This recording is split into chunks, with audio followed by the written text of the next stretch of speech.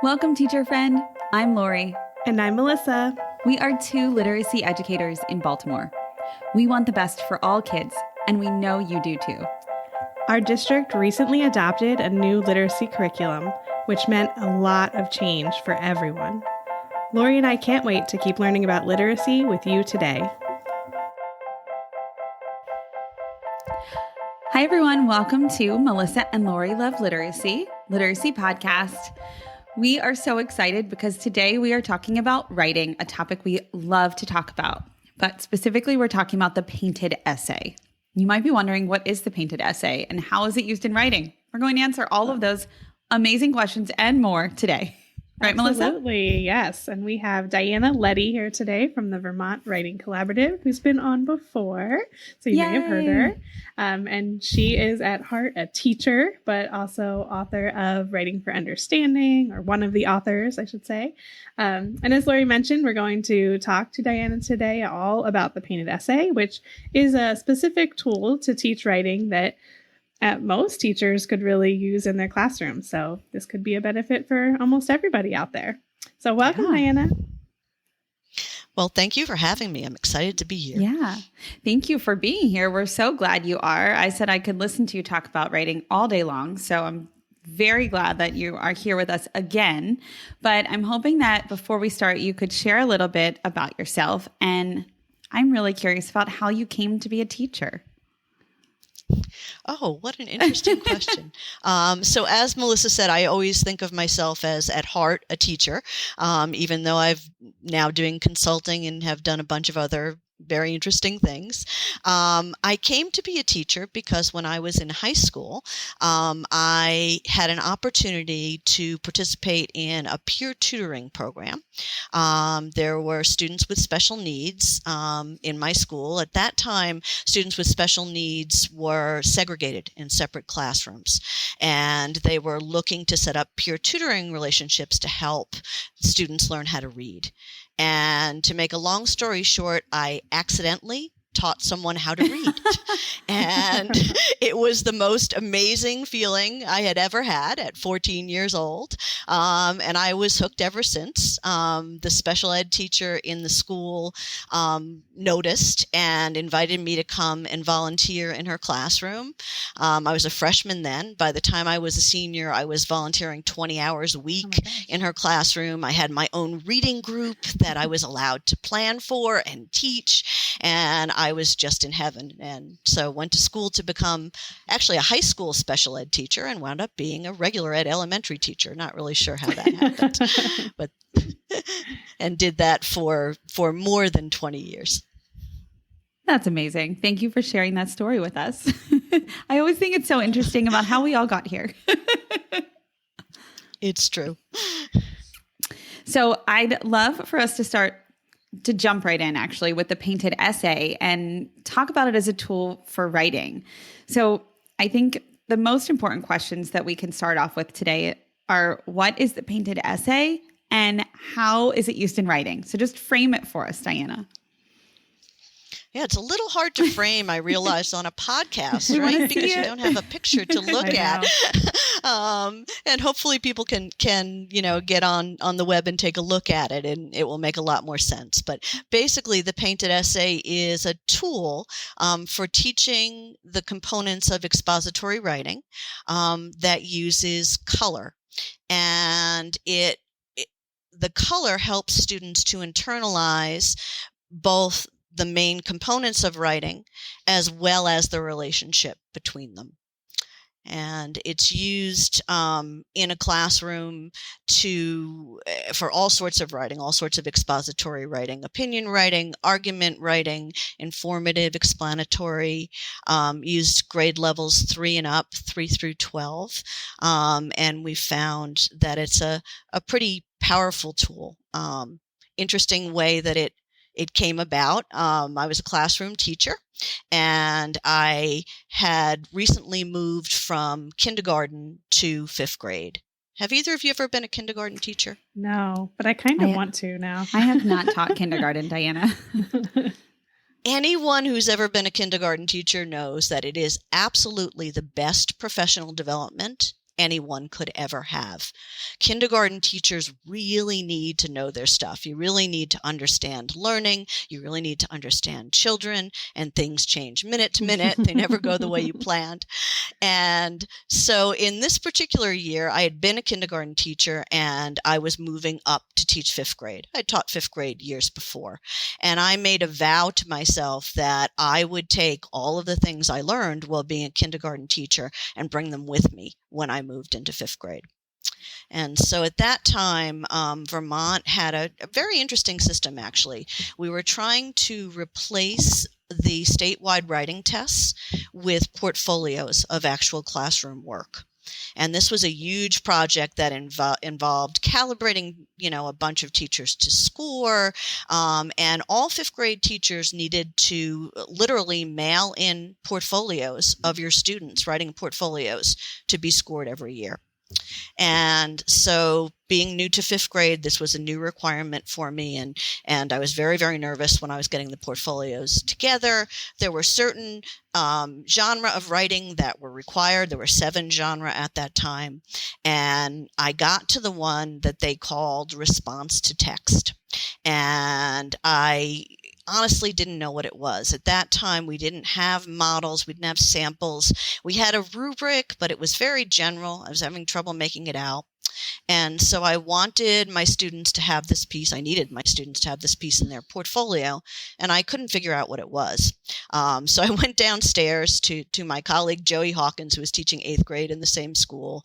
And I said, Joey, can you help me understand this? I just can't visualize it. I'm reading the descriptors. What does it look like? What does this kind of a piece of writing look like? And she said, well, it looks sort of like those pieces that you were asked to write in college when you were reviewing literature.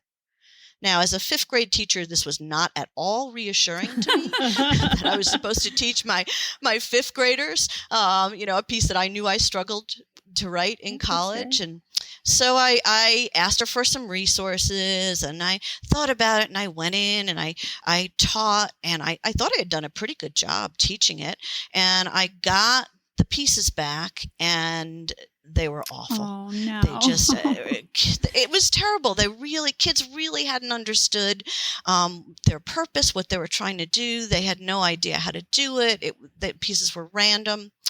Tried again. I went, and at that point we didn't have online resources, but I asked around. I got some other resources and tried several things. And finally, in desperation, one night, sitting at my kitchen table, huge stack of papers, and they were once again very far from the mark, very far from what I wanted them to be. And I was getting very depressed. And so I just had to take a deep breath. And I said, now, if you were a kindergarten teacher, how would you teach this? Remembering that I wanted to bring what I had learned about kindergarten back into 5th grade. And I thought, I think I would teach this at my painting center.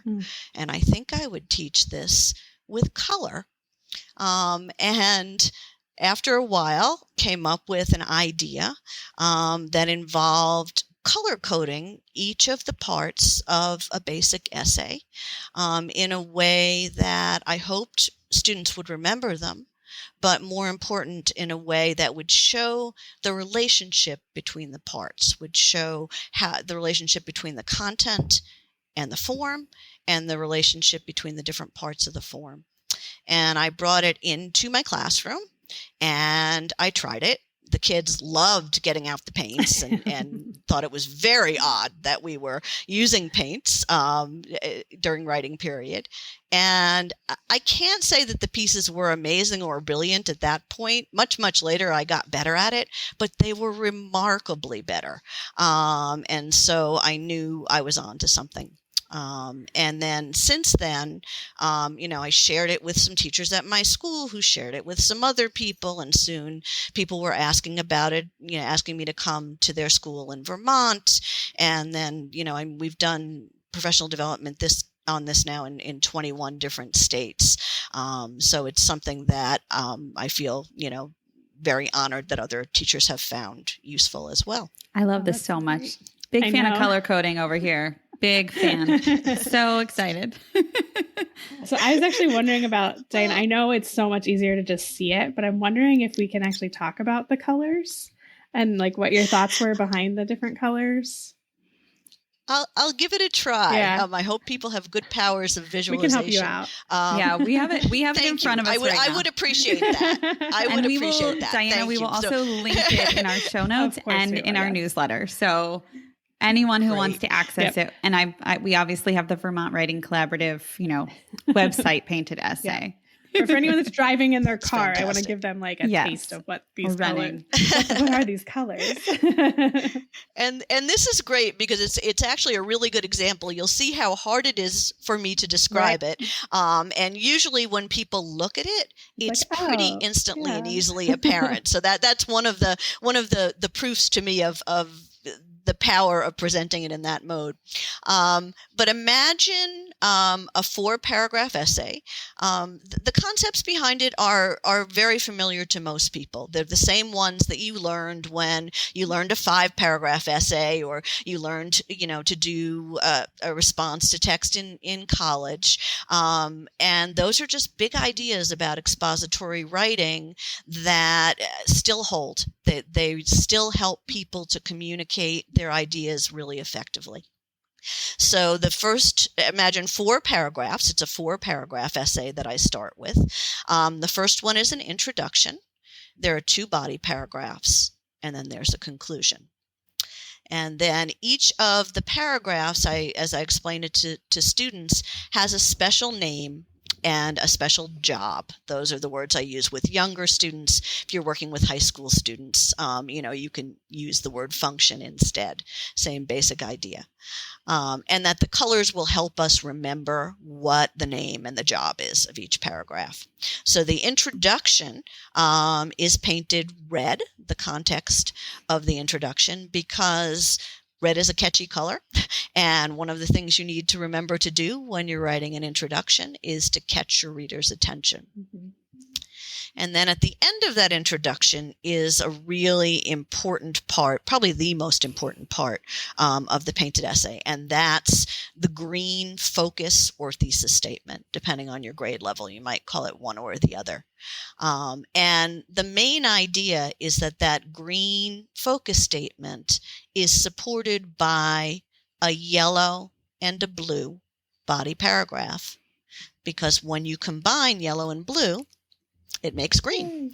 And so the information that you present in your body paragraphs combines together to create a strong green focus.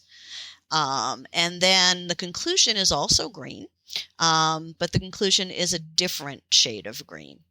So the conclusion is green because you need to restate your focus in your conclusion. We've all been taught, very important, to remind the reader of what you have just said. But you also need to offer some reflection, some of your own thinking on the importance or significance of what you found, some sort of synthesis.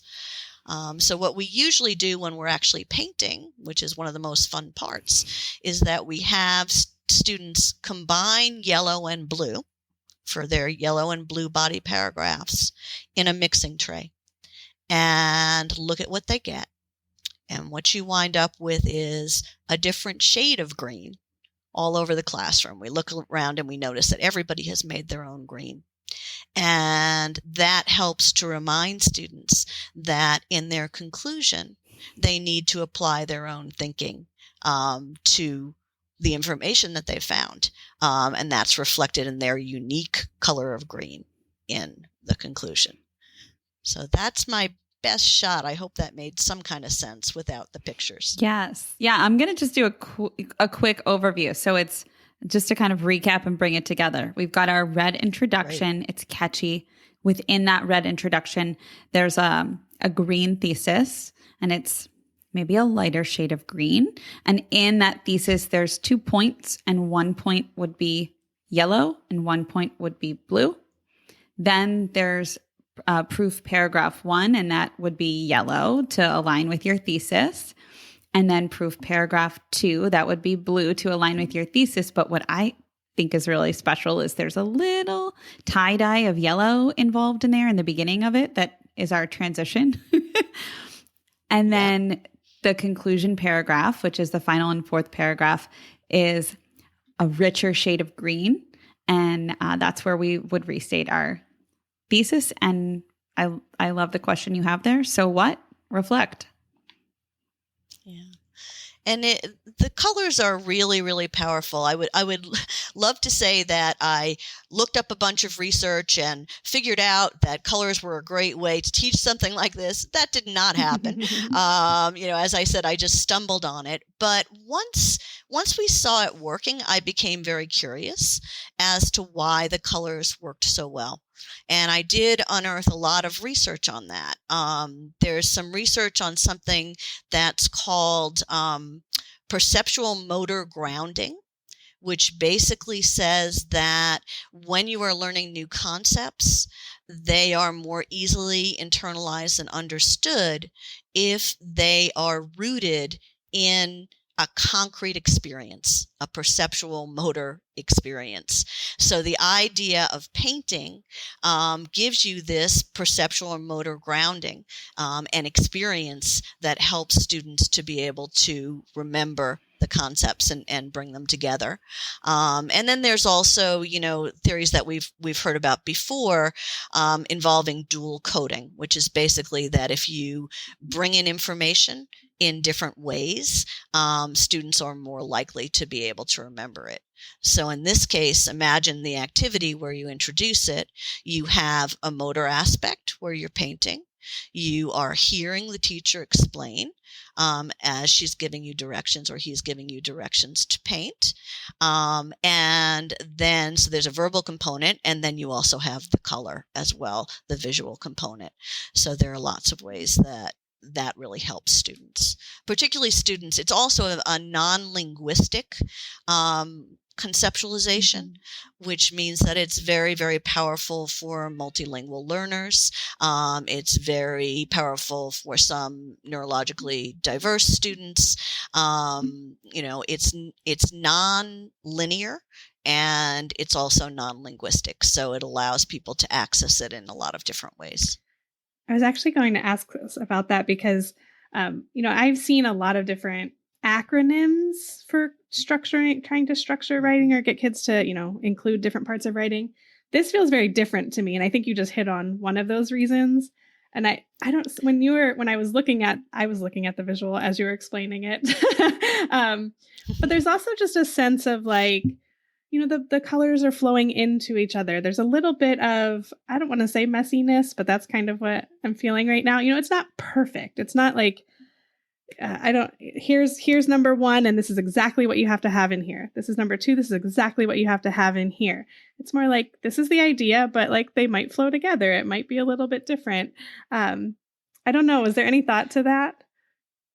Oh, that's exactly. I mean, you've hit the nail on the head as to why it works so well.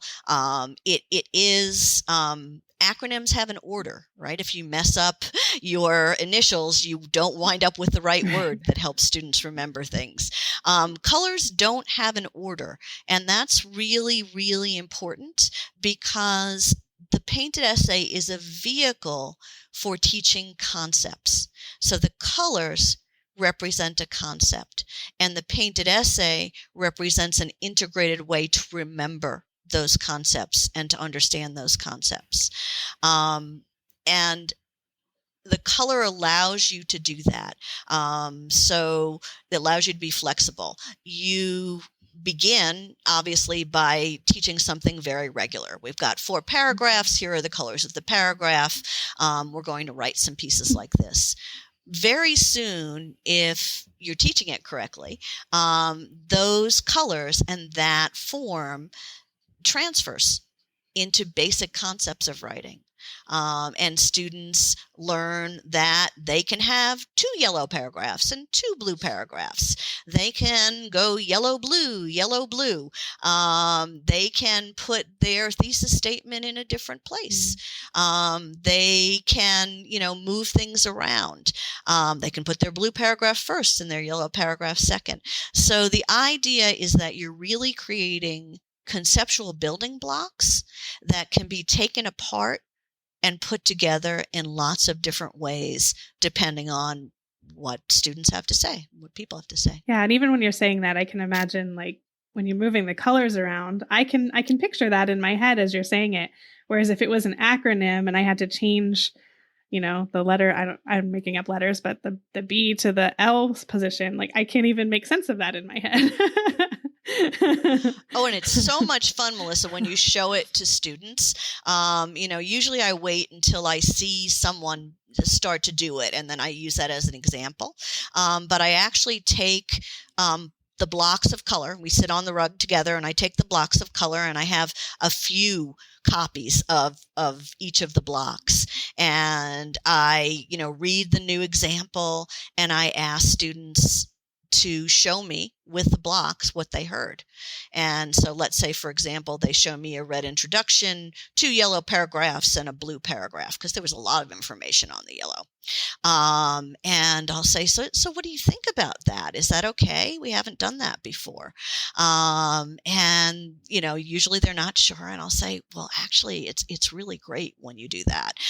It shows that you understand the ideas behind the painted essay, and you're using them to best communicate what you've learned. And then we play around with it. I have the different blocks of color, and I say, did you know that you could have a painted essay that starts with an introduction and then has a yellow blue and a yellow blue paragraph, and I make it on the ground.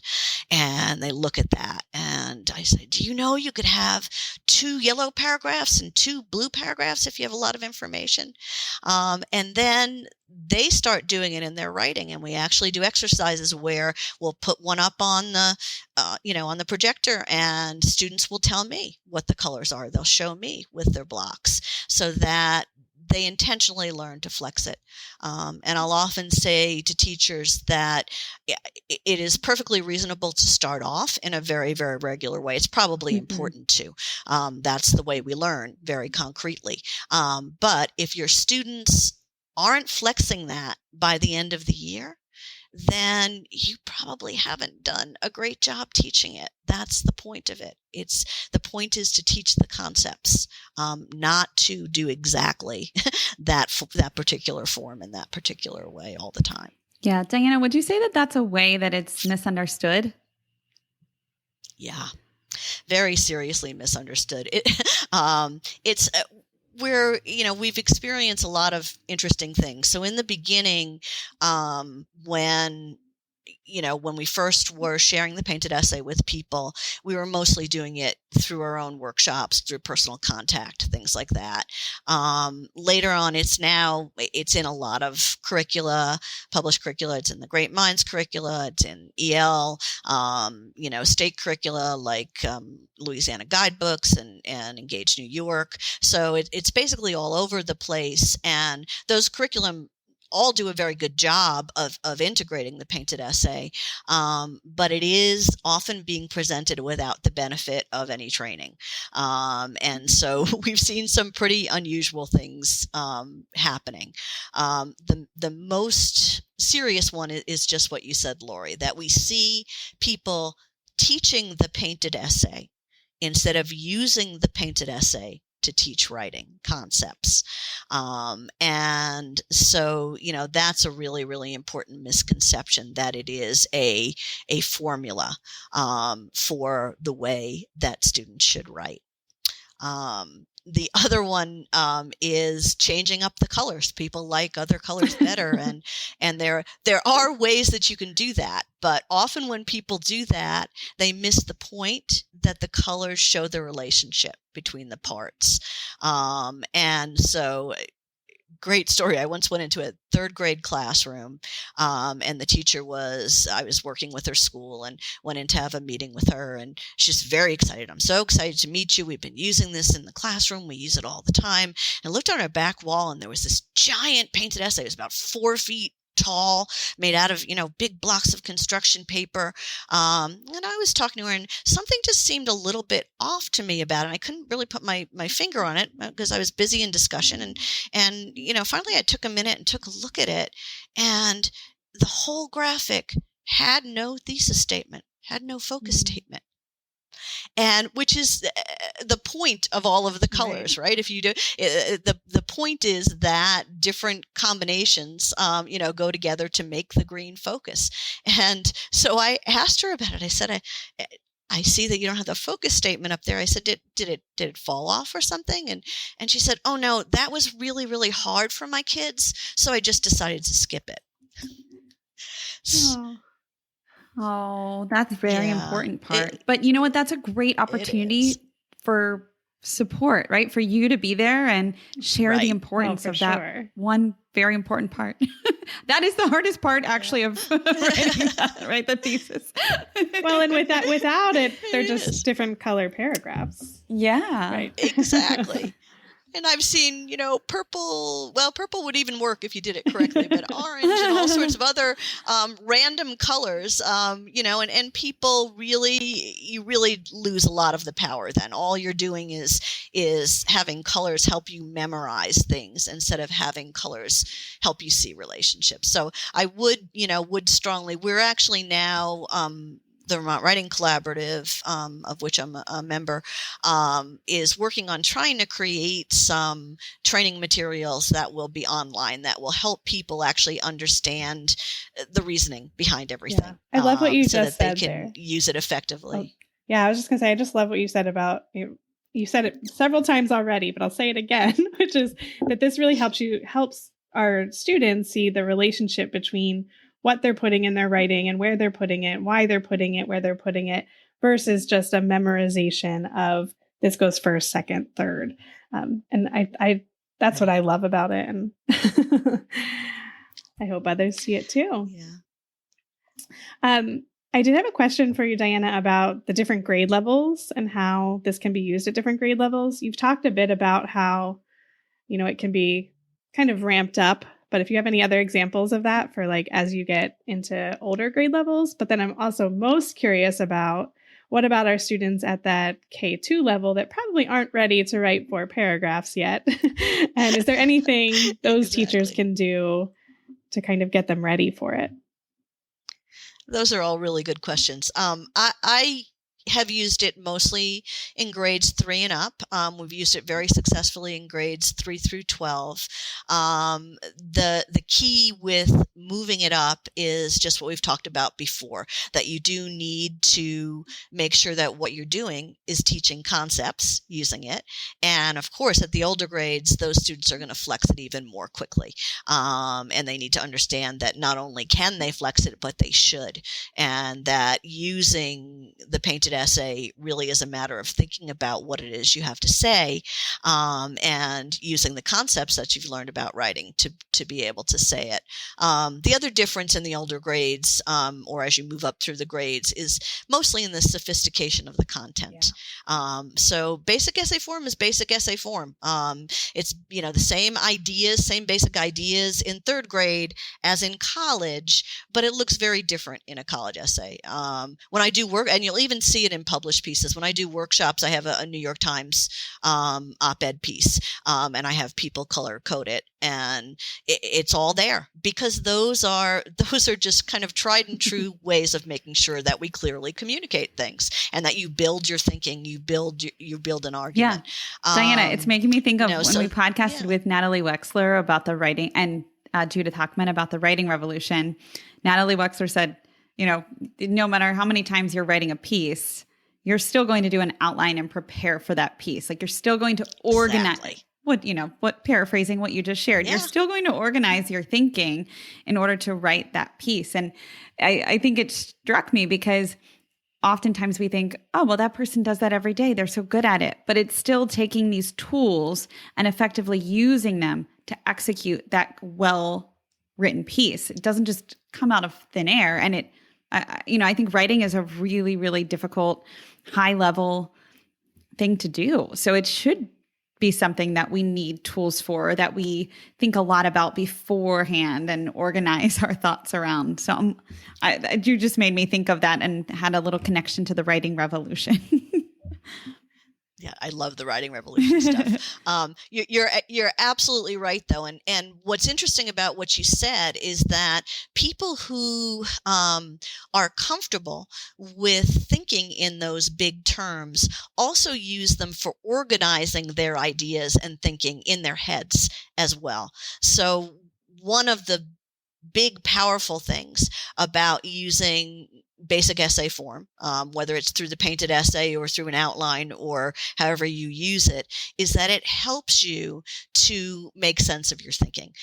We get in lots and lots of information that needs to be organized and synthesized, and students need to come to an understanding of that information. And what we found is that the painted essay is a really powerful tool for helping students think about content as well as communicating content, because it's a very similar process. If you're thinking about how to explain your thinking to someone else, you've really got to go through that information and process it in order to do that. So students, use it, they use it when they're speaking. They use it when they're trying to come up with answers to a question, because it's really a very strong tool for helping them, organize and understand material.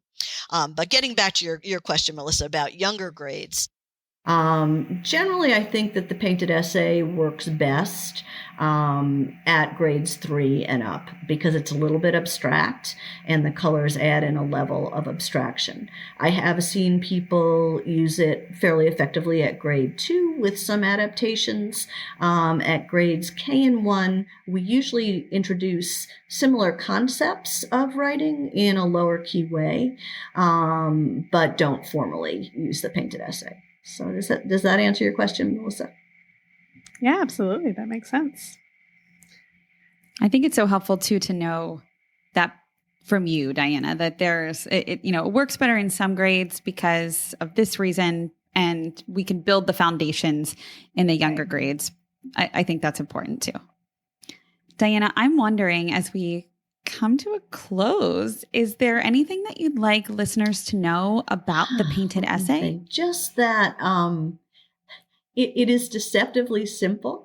And I would encourage people to really use, if you're using it as part of a published curriculum, to read and really use those resources and understand those resources, possibly to go on our website, VermontWritingCollaborative.org, and find out a little bit more about it. Teaching always goes better when teachers very thoroughly understand the concepts behind the tools that they're using. And that'll enable you as a teacher to flex it, to respond to your students, to do all the things that you need to do to use the painted essay effectively. And I also would like to mention, we do have a new book out. It's called Making It Work. And it is. I have it right here, Diana. Great. So my book bin on my desk. Thank you. I don't know where mine is because it's probably in a box somewhere. So if you can't find it, I'll send I'm getting ready to move. But there is, it is a book about, it's a handbook about the Writing for Understanding approach. The painted essay is part of a larger approach to teaching writing called Writing for Understanding. And there is a chapter in there on structure that includes the painted essay. And it'll also give you an idea about how you can integrate the painted essay into broader writing instruction. So if people are interested, that's available as well. That is awesome. When is that? It's available now, Diana. And is it like everywhere? Amazon, everywhere you can? It's on Amazon, okay. And it's cheaper on our website. So if you want to go to our website, you'll get the best price, but it is also available on Amazon as well. Awesome. Well, I will link the Vermont Writing Collaborative's website in our show notes, so everybody can head there. And if you prefer to pay a few bucks more on Amazon, we don't judge either. We understand. You might want it right this minute. The world we live in. And the resources on the painted essay are free and downloadable. So there's, the book is there, but there's, we're a nonprofit organization, and our mission started by a group of teachers, and our mission is to support teachers in teaching writing. And so there are a number of free resources there for teachers if they're interested. Love that. For teachers, by teachers. So good. Yep, exactly. All right, Diana, before you leave us, will you answer some fun questions for us?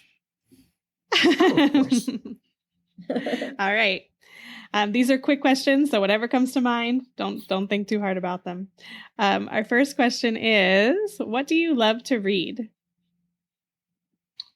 Do I love to read?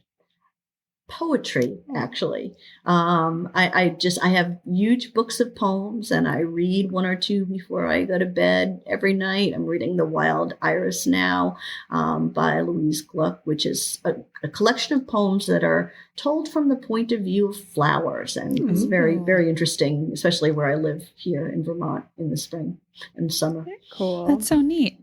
I know we're not supposed to comment, but well, we try not to comment, I should say. But that sounds so manageable. Like at the end of the day, it's hard to open a book and dive in, because we do a lot of reading during the day or working during the day. But I love the idea of reading poetry, just like a couple poems before bed. That feels like I can do that. That is one of the reasons why I do it. It's because I tend to fall asleep at night when I'm reading. And so poems are perfect for that. Love it. Well, Diana, what do you love to watch? Do I love to watch? This may sound a little strange, but my favorite thing to watch is children at play. When I was a kindergarten teacher, we do center time, and I just sit and watch them play. Especially young kids have an approach to playing that is so joyful and so curious and just so focused. And I think that somewhere along the line, a lot of us lose those qualities. And it's really wonderful to see them in students and to think about it in young children and to think about how we can all keep them. All right. I don't think that's odd at all. Just saying. No, it's wonderful. Thank you. I know, that's wonderful. And what do you love to listen to? Oh, this is a very time-specific one. I love to listen to, I have a new grandson, and he has just learned to laugh. He is 5 months old, and I love to listen to him laugh. Again, because he laughs about so many things that I've forgotten are wonderful, and he reminds me. I have a video of Elliot's first laugh, and I still watch it. It's just amazing. It really is. Big reminder for everyone. It is. Oh. What is a memory you love as a teacher or as a student? Well, I do have a painted essay related memory that I'll share. I was teaching the painted essay guest teaching it in a classroom in another grade in my school. And I went in and, I did the whole lesson. It went fairly well. And after the lesson, it was time for the kids to go out to recess, and all of them flew out of the room, except for one young man, Alford. And I'd known Alford for lots of years. He was in my school, and Alford did not especially like to read and really hated writing. And so I was really surprised to see him at my desk. I thought maybe he had some kind of a question, or maybe was trying to get out of an assignment. I had told them when we finished that we had introduced the painted essay, and that next time when I came back, we would start to write. And Alford came up to the desk and he said, "Ms. Leddy, can I write my essay now?" And I said, "Alford, it's recess time. I'll be back next week. We'll write next week." And he said, "No, I really want to write it now." And I said, "Why do you want to write it now, Alford?" And he said, "I don't know. I guess I just get it." And that was just such a powerful experience for me to realize that all this time, this boy who we thought just wasn't interested in written language actually wasn't interested in writing because he didn't get it. And once we explained things in a way that he could understand, he couldn't wait to write. And we sat down. He stayed in for his recess with me. We sat down and we wrote the piece. And it was great. That's so great. This next question might be related. This is our last question. Why do you do what you love for education or literacy? It is very much related. When you say that, I get what happens. I see individual student faces kind of flashing through my mind. I am very passionate about teaching writing and students learning to write. And I think it's because I want to see what green they come up with when they mix the yellow and blue. I really care about what students have to say, and I really care that they have the tools that they need to be able to say it. Yeah. Oh, so good. You're giving them a voice. Yeah. I was just going to say, it's not just about putting the right thing in the green and the right thing in the yellow, but it's what they say that matters. It's what they say. And being able to say it, having it in your mind and being able to share it, being able to communicate it. So very, very powerful. Mm-hmm. And I want everybody to have that power, every single child. We do too. That's why we're here. Thank you for being here with us. This was so amazing. And I know this was such a specific topic to talk about. And that's why we thought it was so important to talk about it, not only with you, but on this podcast, because it's such a powerful tool. And I think many of us can relate as teachers to color coding and helping students, write with color coding. And, I remember doing that, but I wish I had had the painted essay at that time. Yeah, for sure. It's been great to be here. Thank you so very much for having me and for letting me share some ideas with people. Thanks. Thanks for coming a second time. Maybe we'll have you back again. Anytime. I'm your biggest fans. Okay. Thanks for listening, literacy lovers. We release a new podcast episode every Friday and share more resources in a newsletter on Tuesday. Sign up for our newsletter at literacypodcast.com. Each week, you'll receive important information, resources, and connected content.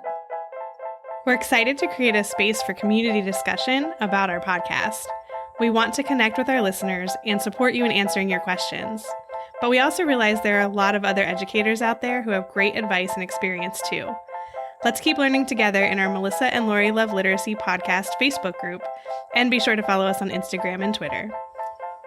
If the content in this episode helped you, share with a fellow educator and teacher friend. Our literacy lover community welcomes educators at every stage of their learning journey. We're so glad you're here to learn with us. The views and opinions expressed by the hosts and guests of the Melissa and Lori Love Literacy podcast in this episode are not necessarily the opinions of Great Minds PBC or its employees.